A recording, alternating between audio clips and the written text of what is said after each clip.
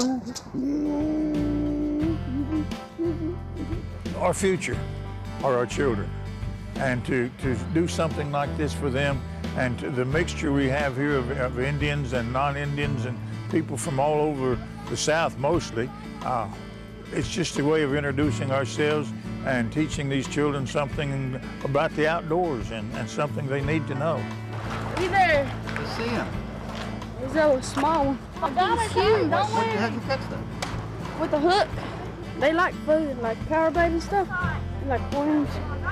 Today's society, a lot of times we think if we buy our child or grandchild some expensive gadget, that gadget can babysit them, and that frees us to do whatever it is we want to do.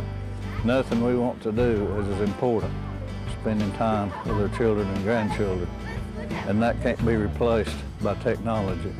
We still need to do it the old-fashioned way. Now, this was the first year that the Eastern Band of Cherokee Indians hosted the Talking Trees Children's Trout Fishing Derby, and I really want to encourage them to do it again. Everybody had a good time. A lot of children caught fish. They got some fabulous prizes. They heard good stories, got good fishing tips, and some of them even got to dance the traditional Cherokee friendship dance. Some laughed, some cried, but they all went home with a new memory of the outdoors.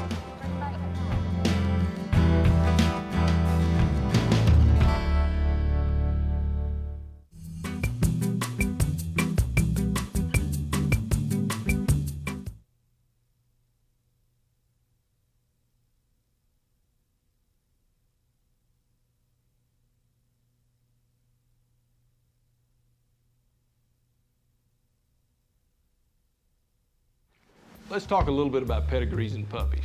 When choosing a puppy, it's a little bit more in depth than rolling a ball across a floor full of puppies and seeing who goes and gets it fastest.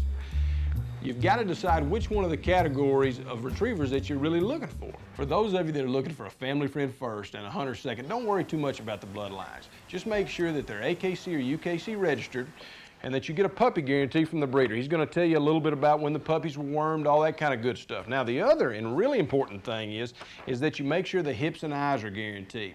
The Orthopedic Foundation for Animals, Inc. provides you with a hip guarantee. This is going to make sure that you're not going to have any dysplastic problems down the road. If hunting is your priority, you want to research the genetics. Go back a couple generations. Make sure that there has been some hunters in the background, maybe a few hunt test titled dogs. Dogs with HRCHs or Grandmaster Hunting Retriever titles. Go back in there 3 or 4 generations and make sure you're sure of what you're getting, that they're proven hunters in the background. The third category, a competitive retriever. This is the one that's going to take the most pedigree research. It's also going to be the one that's going to cost you the most time. If you're not prepared to spend 1.5 hours to 2 hours a day throwing marks and doing field work, then you better be ready to have all your furniture chewed up. They're going to require a lot of time. It's also going to cost you a lot of money. You're going to be spending between $1,500 and $3,000 on this puppy alone. It's not going to be trained. That's just what it's going to cost out of the kennel. Also, you're looking for FC, AFCs, a lot of titles here. Go back 3 or 4 generations, but be sure this is what you want before you do it.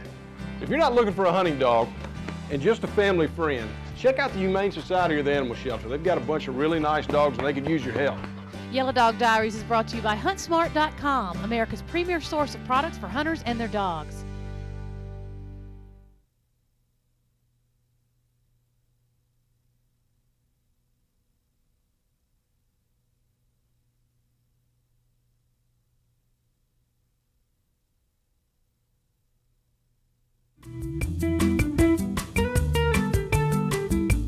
Cumberland Stories is made possible by Brunton. Get out there. And by the Eastern Band of Cherokee Indians. Great Smokies, great outdoors. 1-800-438-1601. Anytime we start out on a shoot, there's a certain element of the unknown. People always tell us these great fish stories to kind of coax us down into coming to their neck of the woods.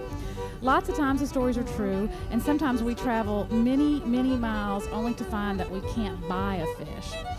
I thought it was pretty ironic that the town we ended up in was Uncertain, Texas. Is Henry around? Just me. You're Henry? I'm Henry. I'm Angie Thompson. Glad to meet you, Chris Thompson. Nice to meet you, too. You too, yes, ma'am. You gonna take us fishing? I guess so. We'll be fishing for crappie. Okay. Oh, why some people call them crawfish. I call them whitefish. Some people call them sac-a-lait. Sac-a-lait, yeah. Yeah, that's them Louisiana people, them Cajun people call them that. But I call them crawfish. I moved down, I think, when I was about 6 years old, right out from Connect up there. Oh, yeah. So I've been here the rest of my life, yeah, ma'am. I've been guiding about 46, 47 years, what I was saying. See, I call my, what ruined me, this place and changed. I was a little boy, I slipped from my mom, I got me a chugger, a little old toy rod, and I was just walking down the walk, just chugging along. I caught a bass on it, man. Just had just chugging, you know, just bloop, bloop, bloop, and a big old bass head, and I've been fishing ever since. That's right. So how many days do you think you fish every year? Well, 365 days a year. I fish at least about 285 of them, I would say. Really? Sometime, yeah. That's what I'm guessing at. Mm-hmm. Henry says he's not responsible for this up here at the front of the boat. No, I'm not responsible for that. But I did tear one up one time. I was shooting ducks, unruly. Man, I had my son sitting there in the front. And I was coming back in, I thought I heard the game warden coming. And I went up, go come out of this little old hole real fast. And I hit a log, hit a post, just turned one side up like that. I found myself sitting up there where he was, and he was up on the front. I did do that one time. As you get older, you quit all that. We'll go down and catch us about 25, 30, I hope. Really? You think you can catch 25 or 30? We might. If we get lucky, we can't call them how they bite now. Well, I went down there Saturday night. I caught 17 great big fish. Went right back Sunday last day I fished. I didn't catch them 8, but they were big ones. So today, I didn't fish yesterday, so today ought to be a good day. Okay, right out there, man. You know, a lot of times, Henry, on television shows, they don't like for us to keep the fish. They like for us to turn them loose. I do. Mm-hmm. Oh, man. Some people got the wrong idea. I don't like that catch and release. You know, I release it with too little. But I think with crappie, it's probably all right, especially if you're gonna take them home and eat them. Yeah, just clean them, meal them, fry them. Crappie may be the most popular panfish in this country. My dad always used to tell me that panfish meant that they were just right for the frying pan, and that was definitely Henry's feeling on the subject. Get him on up. Oh, there you go. Hold him up, let him to the spot of him. Well, he's barely hooked, too. Hold still, little guy. On most outdoor shows you see on television, everyone always releases their fish most of the time, but Henry was not about to throw any fish back. And really, I had too much respect for him to object. Pretty nice fish, Henry. Mm-hmm. That's a pretty nice fish. You gonna keep him though, right? Yeah, I'm gonna keep him. I ain't gonna throw him back all that. You don't want my take home to eat him. I don't know. You're gonna have to take him. I was tempted to throw him back. He's so pretty. I want to tempt him. Oh, look at Henry. No, you want to get along with Henry, don't you? I'm gonna crack him. Slam the door on himself. I'm digging it, Henry. That's the way you do it. That's the way you do it. Oh. There you go. Pull, pull, pull, pull. Keep it coming, keep it coming. Wow, that's a nice one. Look at that. Bring no back to me. Keep it coming. Got it? Yeah, I hope so. Right. Got it? See, that's the guy. Okay. Is that one of the black ones you're talking about? Yeah. See the color in it? He's just turning black. Look at it. Uh-huh. So, yeah. Well, he's a good one. Okay. Yeah, I'm going to put him in the box now. Okay. That one's a good one. Thank Yeah, you. sir. One time I had my wife with me fishing. Mm-hmm. We was just fishing around the trees shallow when they was spawning. Well, we fishing about 2 foot deep on one of these cane poles right here. She caught one with 7 3/4 pounds. On a cane Man, pole? I thought she was going to have a heart attack. You all seen her hollering, jumping, and I'm trying to get the fish. Ooh, it was a mess, man. That fish, she got it up at the wall. That's her and the one up at Johnson. Is that right? If you look, you'll see she got a big fish up like that. She caught it on a cane pole. Caught on a cane pole, and I had the line wound up. We was fishing about that deep. and the line about like that from the pole. You know what fight we had. Golly. I can't believe you got him in the boat. Okay, I'm gonna move just right up here. All right, going to the next spot. How many of us out there grew up fishing for crappie? And how many of us know a Henry? Both of them are a boatload of fun. I got to fish one of these oil wells too. I like to fish oil wells. Before I leave.